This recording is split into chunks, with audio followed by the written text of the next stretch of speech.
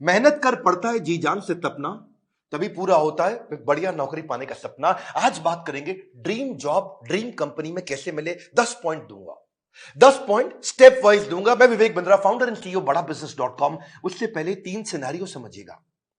पहला सिनेरियो, जो काम करने में आपको बहुत मजा आता है और आपको अच्छे से करना भी आता है, लेकिन अगर उसके पैसे अच्छे नहीं मिले आपको तो आप जिंदगी भर गरीब रह जाएंगे।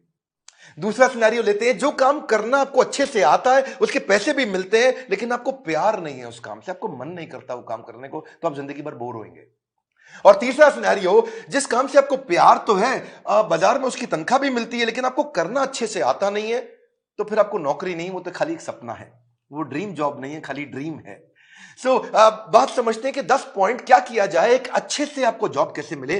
पहले जिस कंपनी में आप जॉब चाहते हैं, पहला पॉइंट है उस कंपनी के बारे में रिसर्च करो। उस कंपनी का विजन, मिशन, उसकी लीडरशिप, उसके माइलस्टोन्स, उस कंपनी के बारे में पढ़ लिख लो वहां रेज्यूमे भेजते वक्त।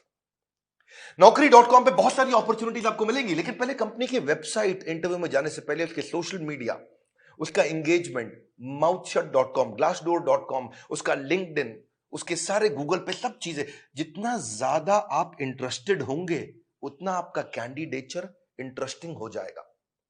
जब आप इंटरव्यू में मिलते हैं ना लोगों से, if you are interested in the company, they will see you as interesting for the company. Company research के बाद दूसरा पॉइंट, जॉब डिस्क्रिप्शन को समझिए। जॉब डिस्क्रिप्शन की डिटेल मांगिए। आपका केआरए क्या होगा, केपीआई क्या होगा, आपसे क्या एक्सपेक्ट किया जा रहा है कंपनी में, यह मांग लो। अगर यह समझ में आ जाए कि कंपनी आपसे चाहती क्या है, करवाना क्या चाहती है, जॉब का डिस्क्रिप्शन, आपका केआरए की रिस्पॉन्सिबिलिटी एरिया, आपका केपीआई की परफॉर्मेंस इंडिकेटर, आपसे क्या एक्सपेक्ट किया जा रहा है इस रोल में, अगर वो मिल जाएगा तो पूरा ग्रिप आ जाएगा आपका इंटरव्यू में। तीसरा, अब जो इंटरव्यू लेने वाला है उसकी डिटेल निकालो। एचआर से जब आप बात करेंगे, पूछेगा आपका इंटरव्यू कौन लेंगे, उस इंटरव्यूअर का अगर आपको नाम मिल जाता है तो लिंक्डइन पे उसका प्रोफाइल खोल लीजिए। देखिए उसने क्या पोस्ट शेयर किया है, क्या आर्टिकल शेयर किया है, क्या उन्होंने कोई ब्लॉग शेयर किया है, उसके बारे में अगर आप तारीफ करेंगे, उसकी डिटेल उनको इंटरव्यू में बताएंगे, तो वो आपकी आई फॉर डिटेल को बहुत पसंद करेंगे। मेरे साथ भी होता है कई बार, जब कोई मुझको इंटरव्यू देने आता है, बोलता है सर मैं तो आपका बहुत बड़ा फैन हूं, मैं तो आपके सारे वीडियो देखता हूं, तो मैं पूछ लेता हूं टॉप 5 वीडियो कौन से देखे थे जो आपको बहुत पसंद आए और मैंने उसमें क्या बताया। पता चल जाता है कि आदमी झूठ बोल रहा है या सच बोल रहा है।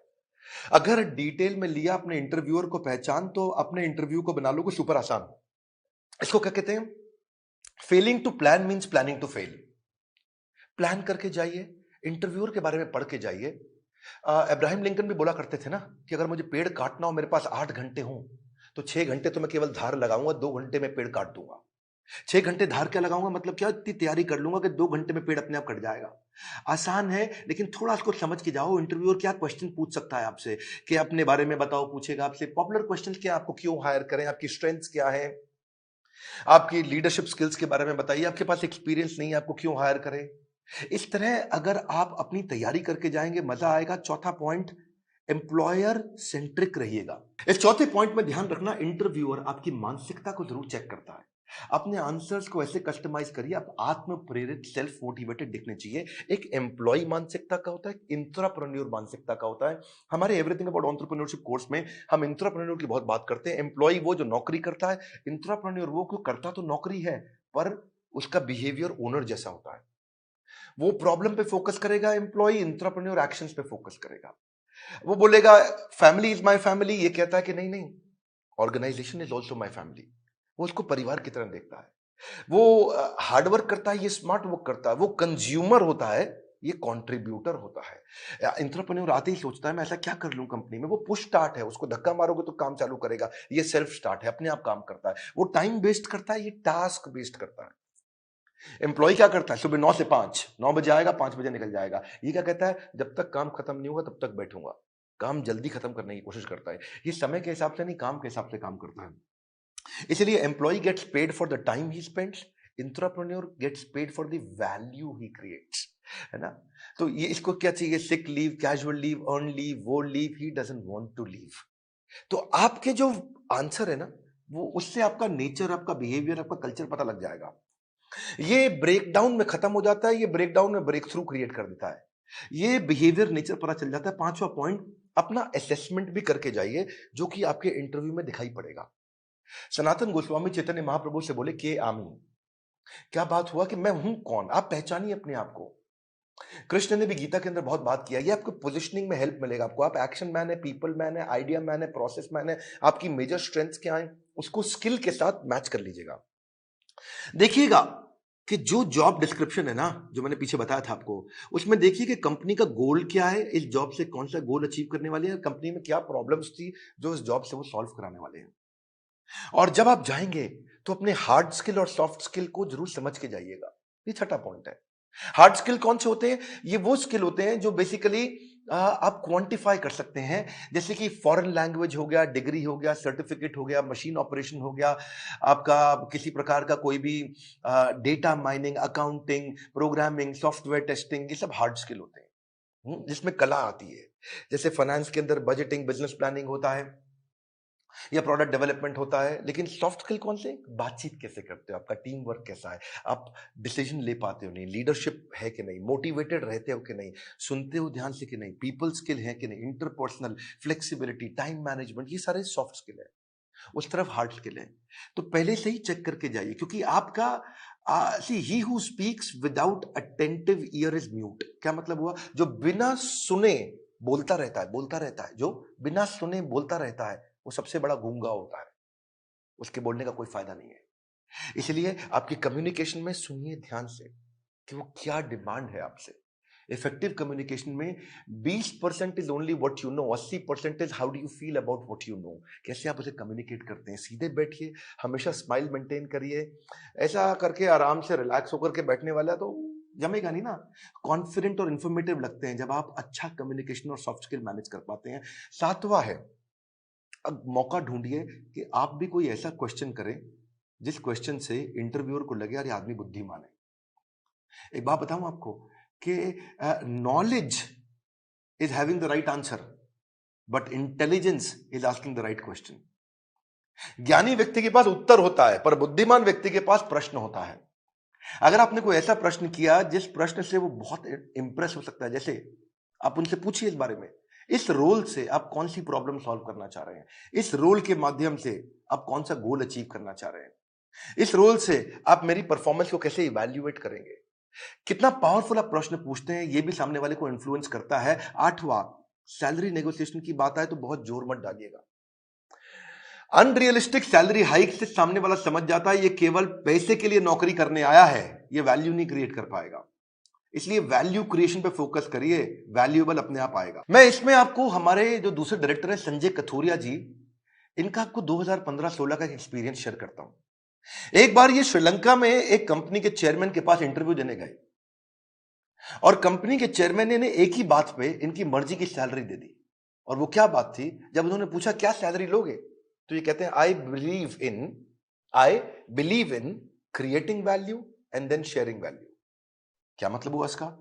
कि मैं पहले 100 दिन आपके लिए वैल्यू क्रिएट करूंगा, अगर वैल्यू क्रिएट हो गई बढ़िया, तो उसके बाद आप उस वैल्यू को शेयर कर देना मेरे साथ, तब आप तनख्वाह मेरे हिसाब से दे देना। अभी आपको जो समझ में आता हो आप दे सकते हो मुझे, लेकिन मैं वो काम करके दिखाऊंगा, वो वैल्यू क्रिएट करूंगा, तब मैं वैल्यूएबल डिमांड करूंगा। Create value then share value.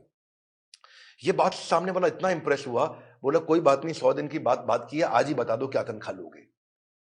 जब आप वैल्यू क्रिएट करने पे फोकस करते हो, पहले कहते हो मैं वैल्यू क्रिएट करूंगा, बाद में अपना शेयर लूंगा, इससे सामने वाले को आप पे बहुत कॉन्फिडेंस आ जाता है। सैलरी नेगोशिएशन पे बहुत फोकस मत करिए, मेन मुद्दा समझिए, वैल्यू क्रिएशन पे फोकस करिए। सैलरी नेगोशिएशन अपने आप हो जाएगी जब वैल्यू क्रिएशन का सामने कॉन्फिडेंस आ जाएगा कि आप करके क्या दिखा सकते हैं जॉब में। 9वां पॉइंट, अपने रेज्यूमे पे ध्यान दीजिएगा।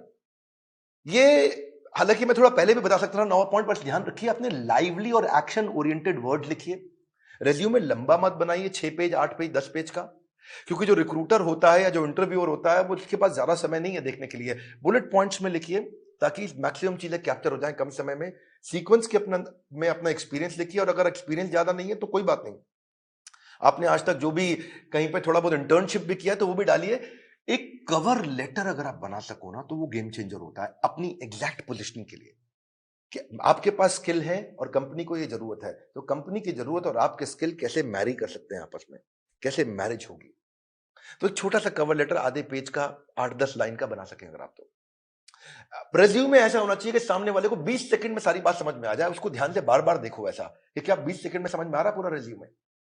रेज्यूमे में बहुत डिटेल लिखने में सफलता नहीं है, किसी के पास टाइम नहीं है आज डिटेल में पढ़ने के लिए। पर रेज्यूमे के अंदर जो हायरिंग मैनेजर है, एक सर्वे बताता है वो 6 सेकंड में डिसाइड करता है इसको बुलाऊं कि नहीं बुलाऊं। तो बड़ा इंपॉर्टेंट है, बहुत ज्यादा एग्जैजरेट ना करें, नहीं तो पर्दा फाश हो जाता है बाद में।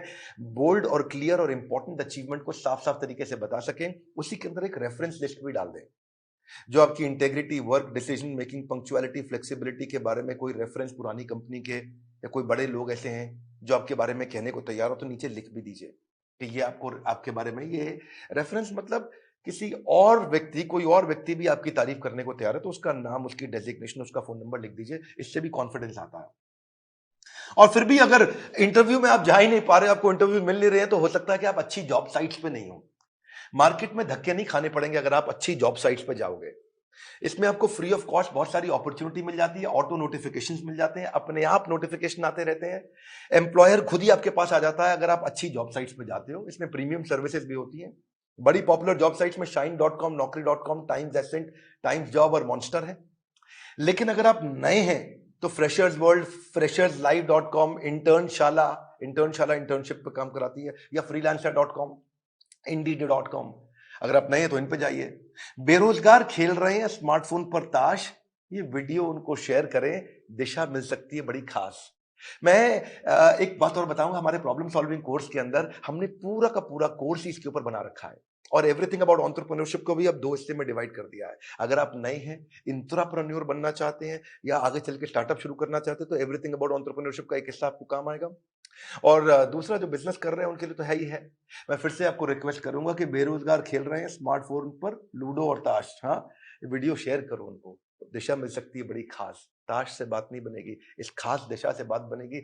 अगर आप नए आए, सब्सक्राइब जरूर करिएगा, लाइक करके उत्साह बढ़ाइए, बोर्ड लाइन नंबर पे फोन करिए, चेक करिए कि कैसे एवरीथिंग अबाउट एंटरप्रेन्योरशिप जिंदगी भर के लिए आपको एक बड़ी दिशा दे सकता है, आपको एक इंट्राप्रेन्योर बना सकता है। किसी को नौकरी मिले ना मिले, इंट्राप्रेन्योर की बहुत कमी है, उसको नौकरी जरूर मिलती है। हमारे साथ जुड़े रहने के लिए, दुनिया का नंबर 1 एंटरप्रेन्योरशिप यूट्यूब चैनल बनाने के लिए, वीडियो को लाइक करके उत्साह बढ़ाने के लिए आप सबको हृदय की गहराइयों से प्रेम पूर्वक बहुत बहुत धन्यवाद।